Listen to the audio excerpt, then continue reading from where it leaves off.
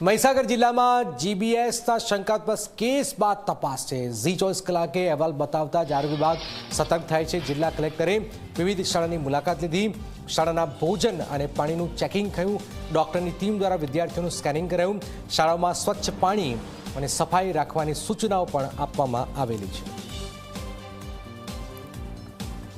આજે जो हमारा जिला में जीबीएस ना सस्पेक्टेड केसेस आव्या छे, आ संदर्भ में आज हमारी आखी टीम रेवेन्यू पंचायत अने जो related scheme food safety education health DSO बधाने लईने आज एक चेकिंग करवामां आवे छे के जो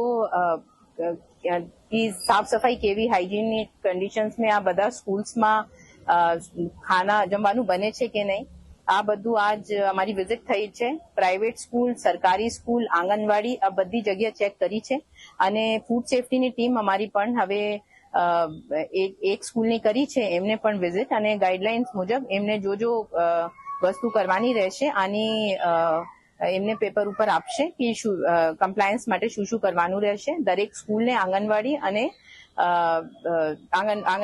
प्राथमिक शाळामां पण जेवी के एकदम हाइजीनिक कंडीशन में जो जमवानुं ज्यां ज्यां मळे छे त्यां बाळकोने मळे अने बाळकोना जो स्वास्थ्य छे आ एकदम सुरक्षित रहे।